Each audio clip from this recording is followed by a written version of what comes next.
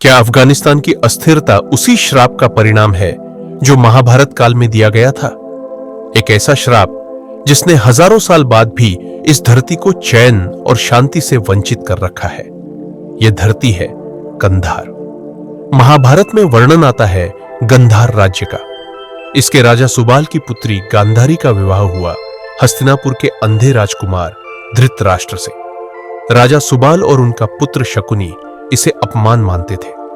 कहा जाता है, क्रोध में राजा सुबाल ने श्राप दिया, यह भूमि कभी स्थिर नहीं रहेगी, यह हमेशा युद्ध और अशांति का प्रतीक बनेगी। आज का अफगानिस्तान का कंधार प्राचीन गंधार की वही धरती माना जाता है। इतिहास उठाकर देखिए, यह श्राप सच होता दिखाई देता है। प्राचीन काल में फारसी साम्राज्य, यूनानी सेनाएं और सिकंदर महान ने इसे रौंदा। मध्यकाल में अरब आक्रमणकारी तुर्क और चंगेज खान के मंगोलों ने इसे तबाह किया।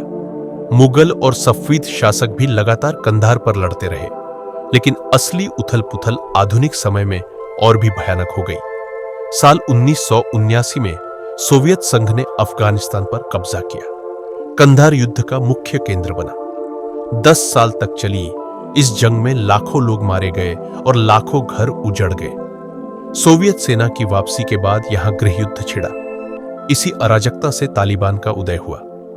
कंधार उनकी शक्ति का गढ़ बन गया। साल 2001 में अमेरिका ने अफगानिस्तान पर हमला किया। 20 वर्षों तक अमेरिकी सेना और तालिबान के बीच संघर्ष जारी रहा। बम धमाके, ड्रोन हमले और लगातार विद्रोह ने कंधार को राख बना दिया।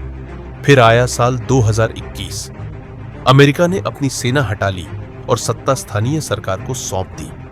लेकिन कुछ ही महीनों में तालिबान ने फिर से कंधार पर कब्जा कर लिया।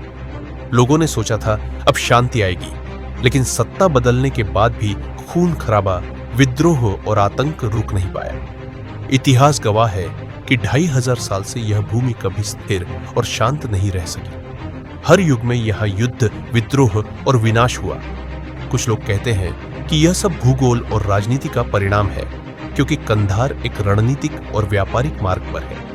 लेकिन आस्था रखने वाले मानते हैं यह सब उस प्राचीन श्राप का असर है, राजा सुबाल का श्राप कि गंधार यानी आधुनिक कंधार कभी शांति नहीं देखेगा। तो आप क्या मानते हैं? क्या अफगानिस्तान की अस्थिरता केवल इतिहास और राजनीति की देन है, या फिर यह सचमुच उस महाभारतकालीन श्राप का परिणाम है